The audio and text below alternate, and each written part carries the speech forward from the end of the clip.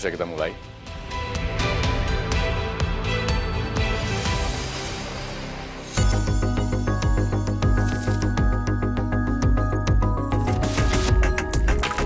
Saya kira kembali lagi bahwa dalam situasi yang masih ada pandemi, ini tantangannya memang tidak mudah, ya, bahwa kita harus merespon challenge berupa pandemi itu sendiri, dan kemudian kita juga harus tetap merespon challenge berupa bahwa kita tetap harus bisa tumbuh, dan kita sudah membuktikan di masa pandemi ini BRI bisa tumbuh. Nah, sekarang pertanyaannya adalah bagaimana strategi kita untuk bisa mempertahankan pertumbuhan ini yang kita sebut sustainable growth, gitu. Bahwa kita bisa tumbuh secara sustainable. Maka kita fokus saja kepada 3 hal. Pertama, kita harus memiliki sumber pertumbuhan baru. Dan untuk itu BRI sudah menetapkan new source of growth-nya adalah bahwa kita harus tumbuh tetap konsisten di mikro, bahkan kita masuk ke ultramikro. Nggak usah tumbuh ke yang segmen yang besar-besar, cukup di mikro dan ultramikro. Dan kemudian kalaupun naik itu ke UMKM lah, jadi termasuk kecil dan menengah. Kemudian untuk itu diperlukan kecukupan modal. Maka yang paling penting adalah kita memastikan bahwa kita memiliki kecukupan equity. Dan kemarin dengan right issue, alhamdulillah bahwa kita memiliki rasio kecukupan modal, ya, di CAR kita bisa di atas 25, ya. CAR kita artinya kita memiliki modal yang cukup untuk terus tumbuh dan secara sustainable. Dan yang terakhir, syarat yang harus kita penuhi adalah kita harus memiliki likuiditas. Dan alhamdulillah likuiditas kita juga baik, ya. Bahwa likuiditas kan ditentukan oleh bahwa kita sekarang itu LDR kita, loan to deposit ratio kita itu masih di kisaran kepala 8 ya, 89 gitu. Dan kemudian akan bagus kalau misalnya kita nanti bisa mencapai optimal di kepala 9. Untuk itu, maka strategic respon kita terhadap situasi makro sekarang ini, bahwa ternyata likuiditas juga nggak ketat, karena terbukti LDR kita itu masih di level 88, 89. Kita harus meningkat menjadi sampai sekitar 90-92%. Maka kemudian strategic respon yang diperlukan terhadap situasi makro ini, pertama adalah kita tetap tumbuh secara selektif, ya, dan fokusnya kepada UMKM. Tumbuh secara selektif, fokusnya di UMKM. Kemudian kita harus maintain kualitas kita, jadi kita harus jaga kualitas kita, maka selektif dalam menentukan kelayakan nasabah, dan kemudian juga secara proaktif kita melakukan restrukturisasi nasabah-nasabah kita yang terdampak oleh pandemi. Dan juga menerapkan soft landing strategi. Dan kemudian yang lain kita tetap harus fokus kepada yang high yield, makanya kita fokus kepada segmen yang kita sebut segmen mikro, bahkan ke ultramikro dan juga consumer. Dan kemudian kita harus memanfaatkan efisiensi dari sisi penghimpunan dana, yang kita sebut fokus saja kepada current account, saving account. Saya kira itu, jadi kita tetap tumbuh secara selektif, dan kemudian kita murahkan biaya dana kita murahkan biaya operasional kita, sehingga kita memilih segmennya untuk tumbuh, segmennya di mikro dan ultramikro, dan kemudian kita jaga kecukupan modal kita, dan yang terakhir kita jaga kecukupan likuiditas kita.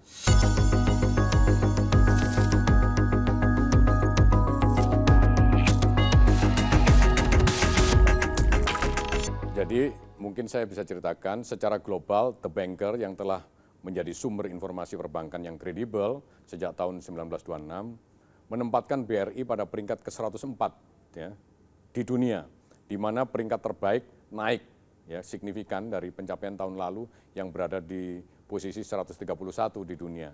Naik dari 131 di dunia menjadi 104 di dunia. Nah, sebelumnya BRI juga pernah dinobatkan sebagai perusahaan publik terbesar di Indonesia pada tahun 2022 oleh Forbes Global 2000 World Largest Public Companies, dan secara keseluruhan BRI menempati peringkat ke-349 di antara 2.000 perusahaan publik di seluruh dunia.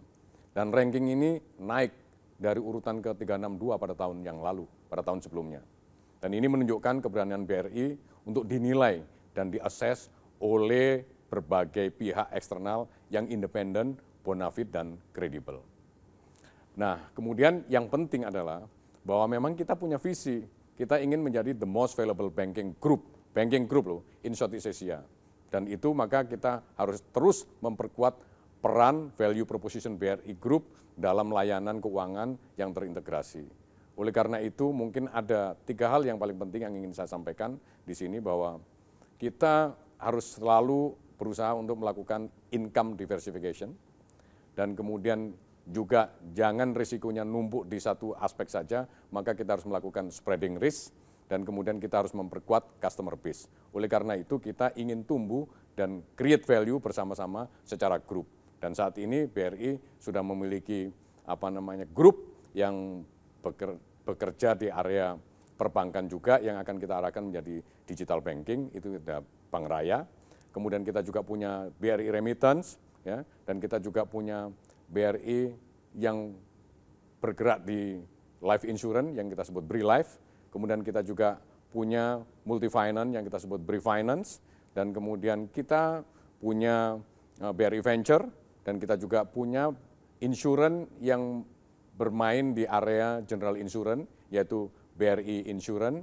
Dan yang terakhir kita menjadi holding dari perusahaan-perusahaan yang melayani ultramikro, yaitu 2 perusahaan. Pertama adalah perusahaan yang berbasis gadai, yaitu Pegadaian, dan kemudian yang kedua adalah Permodalan Nasional Madani. Dan inilah wajah dari BRI Group secara keseluruhan, dan kemudian kita dengan semuanya itu ingin menjadi champion of financial inclusion. Maka kemudian kita juga rasanya strategi kita sebut bahwa kita go smaller, jadi kita mencari segmen yang lebih kecil lagi, dan kemudian mungkin dari sisi tenor pembiayaan kita go shorter, lebih pendek-pendek, dan kemudian prosesnya lebih cepat, go faster, yang pada akhirnya kita juga perbaiki likuiditas kita sehingga kita akan bisa jualan dengan lebih murah, kita bilang go cheaper. Sedangkan sumber-sumber pertumbuhan baru kita hanya 2 saja, kita barang-barang nasabah-nasabah yang sudah ada di dalam BRI Group, kita dorong untuk naik kelas, ya. Jadi menaik kelaskan nasabah. Yang kedua adalah kita mencari nasabah baru dengan memperbesar customer base. Saya kira itu strategi kita untuk menjadi BRI Group akan tumbuh menjadi lebih besar, dan lebih besar lagi.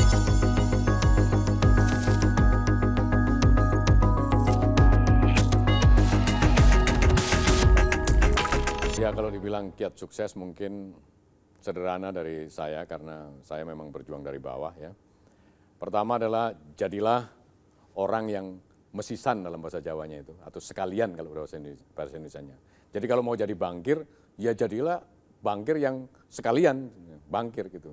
Jangan setengah-setengah, karena bermental setengah-setengah itulah yang membuat kita kadang-kadang sulit untuk mencapai tujuan yang kita inginkan, karena kita selalu dihantui dengan keraguan gitu. Dan kemudian ragu pasti bukan sifat seorang yang tangguh gitu. Dan milikilah ketangguhan atau resiliensi. Dan sifat yang harus dimiliki dalam menjalankan profesi apapun itu adalah tangguh, ya, atau resilient. Dan juga dalam hal sukses saya ibaratkan seperti pendakian, ya, seperti pendakian. Maka jadilah pendaki, ya, climber, bukan camper. Artinya apa? Silakan mendaki, begitu sampai pada puncak tertentu jangan terus berhenti camping di situ gitu. Sebab sesungguhnya kita adalah climber, bukan camper gitu. Maka tugas kita selanjutnya adalah menciptakan tujuan pendakian berikutnya, sekaligus mengatur strategi menaklukkan tantangan puncak lainnya. Saya kira itu yang paling penting, jadi selalu jadi climber yang selalu mendaki, ya. Dan kemudian setiap mencapai puncak pendakian, maknai dulu pencapaian itu, kemudian syukuri pencapaian itu, dan kemudian ciptakan bukit berikutnya untuk didaki berikutnya. Maka jadilah climber, bukan camper.